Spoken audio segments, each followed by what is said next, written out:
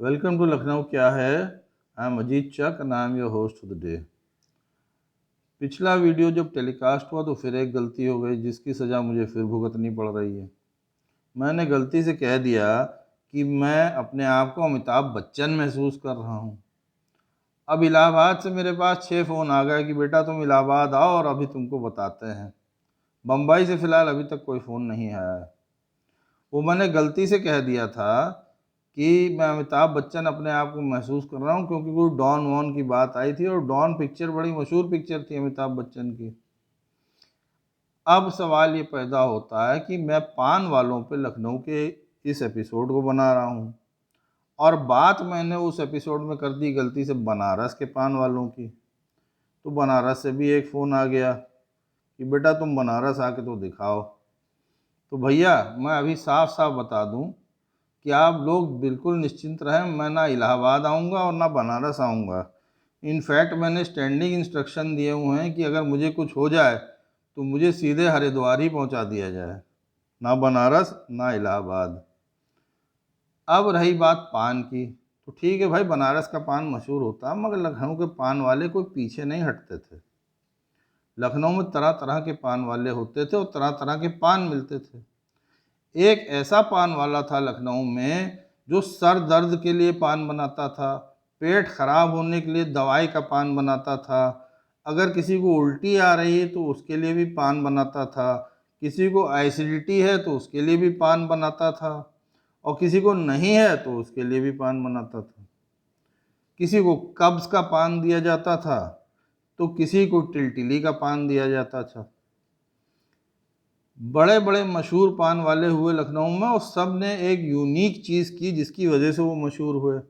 दीप hotel Husainganj के opposite side में एक खन्नू पान वाला होता था। ये 1960s और 1970s के लखनऊ की बात है, जब लखनऊ में टेलीविज़न या टीवी नहीं आया था। मोबाइल फ़ोन तो भूल ही जाइए। फिलहाल ये क्रिकेट का प्रेमी पान वाला जो था ये स्कोर बोर्ड लगाता था और एक आदमी रखा जाता था जब टेस्ट मैच होता था, और जैसे ये लोग कमेंट्री सुनते थे रेडियो पे और जैसे ही स्कोर बढ़ता था तो स्कोर बोर्ड को अपडेट किया जाता था। इसकी वजह से हुसैनगंज में भीड़ लग जाती थी और लोग उसके पान खूब खाते थे। ऐसे बहुत फेमस पान वाले थे लखनऊ में, जैसे बद्री पान भंडार, मेफेयर सिनेमा हजरतगंज में जो मघई पान बनाते थे। अमीनाबाद में मेहरोत्रा की दुकान बड़ी फेमस थी और ये ओरिजिनल दुकान थी मेहरोत्रा की। बाद में उसने एक branch office state bank of India के सामने तंबूला आगार के नाम से खोला। हर गली, हर चौराहा, हर मार्केट में एक इम्पोर्टेंट और प्रोमिनेंट पान वाला होता था। आईटी कॉलेज में एक इम्पोर्टेंट पान वाला होता था। अब आप आ जाइए अमीनाबाद में, तो मेरे सामने सामने ये लिस्ट लिखी है। कहते हैं कि अमीनाबाद में मल्होत्रा की तो दुकान थी, भूतनाथ में गंगा पान वाला था, चौक में चौरसिया पान भंडार था और भोला की दुकान थी। भोला की खासियत ये थी कि रात के 1:30 बजे भी पान चाहिए तो आपको मिल सकता था। गोल मार्केट में अवस्थी पान वाला था। स्टेट बैंक ऑफ इंडिया में बाबूराम पान वाला था। और मैंने बद्री की बात तो आपसे कही दी।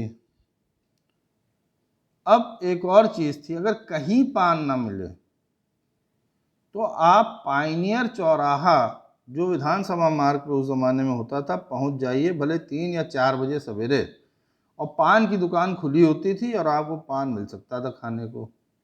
नॉर्मली ये होता था कि जब कोई बहुत ज़्यादा दारू पी के घर पहुंचने की कोशिश करता था और बीवी घर के अंदर घुसने नहीं देती थी और वो भूखा होता था, वो 2:30-3 बजे तक किसी तरीके से पाइनियर पहुंच जाता था और यहाँ उसको मिल जाता था ऑमलेट ब्रेड या दाल रोटी या पूड़ी सब्जी या एक बेहतरीन पान।